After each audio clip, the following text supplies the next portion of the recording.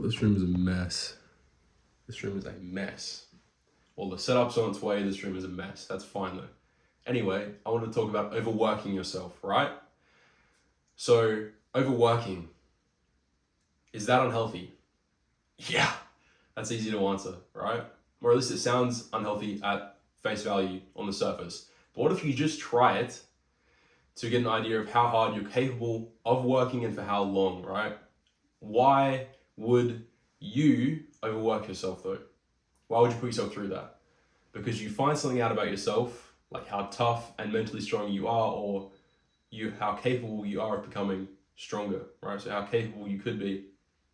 I got this idea from Hamza originally, and it worked for me, so it will most likely work for you as well if, one, you don't know if you're lazy or you just don't have anything to do with your time, or number two, you want to get things quickly, certain things, right? For example, money, confidence, niche information on rocket ships, I don't care, muscle mass, playing the violin, it doesn't really matter, right? You might think, but Riven, I don't have the motivation to do this. Motivation is, something I don't have. It's too hard, which is normal.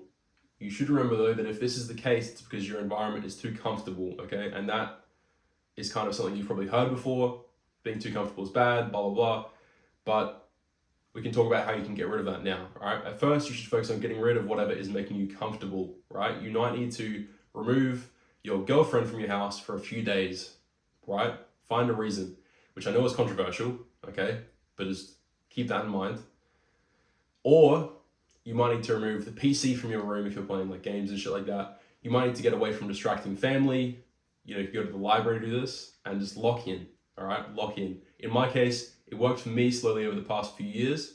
There were a few key moments when I was overworking myself, but recently was the most impactful in my life. So it's the start of the year and I'm tired and sick, right? 2024, and I'm tired and sick of not getting what I want after almost no changes to the life that I had in 2023. I'm thinking if I had just a little bit more money, I'd be able to buy a new YouTube setup, afford the things that I want. I have this spare time and I want to grind. In this case, I wanted to overwork and get more money.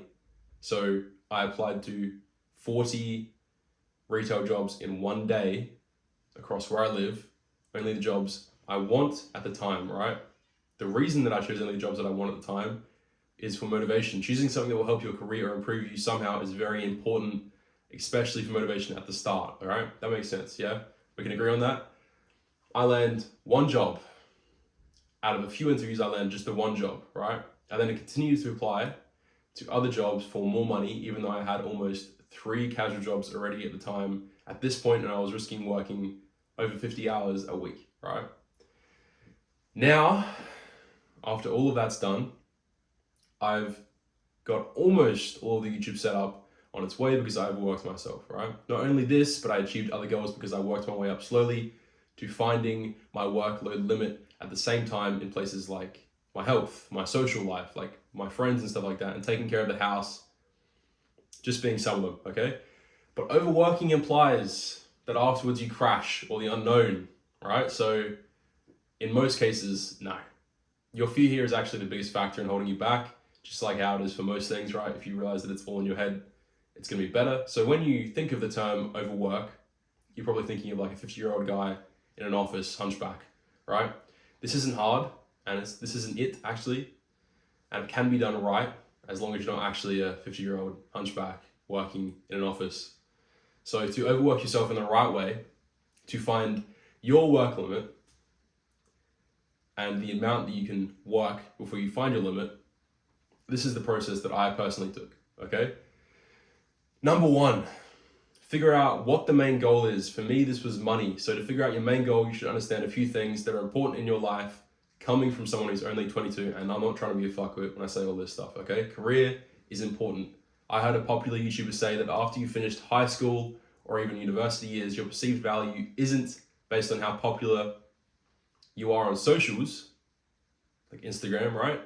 But on what your career you have, okay? So another YouTuber I watched named First Man also said money is by far the most important thing to attain when you're young. Having more money than someone else or someone will give you a confidence you can't really fake, whether it be going to more events, you're buying more tickets to events because you can afford them, right? Or attracting more people to like you and making your family's life easier and providing. This can be like a masculine or a feminine thing. It's important for both. You should focus on the above things, but if you can combine what you enjoy or think you might enjoy into this as well, you'll be even more attractive to everyone, right? Because you're chasing your dreams, or what's the word that I'm looking for here? You're chasing your purpose, right? So number one, figure out what the main goal is. Number two, slowly increase the time in whatever that goal is in it, right? So this is important because if you rush into overworking on something when you have no fucking idea or experience what it's like to do it, you might lose all motivation to do it. For example, when I was cutting down weight, and this is just an example I'm using, it might not apply to you, it's just an example, right? It got to the point where I was eating chicken breast and veggies, and then tuna and egg whites, okay? That was it in a day. That sounds grim, right? But to get to this point, I didn't just start by eating chicken breast and veggies and tuna and egg whites, which have no flavor. I didn't just go straight there, otherwise I would have given up and stopped doing it. I actually spent the first 1 to 2 months eating chicken breast and rice to prepare my body and my mental for eating just chicken and veggies, okay? You've got to take your time and work your way up to it, all right? The third or the second thing, I guess, is slowly increase the time in whatever it is, right? So then the third thing is dedicating time to this. And it sounds fucking obvious, right?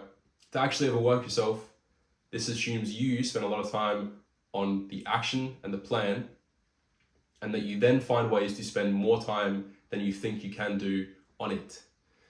It helps if it's a job, right? Because then you literally can't back out of the shift unless you have to.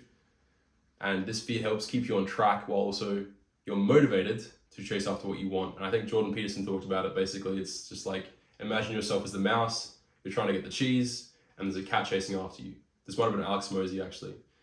Someone said this, right? You have this motivational factor to get the cheese as the mouse, because that's food, and you have the fear of the cat getting you, which is the fear, which is extra motivation as well. Combine fear and motivation, and you've got a powerful work ethic situation going on.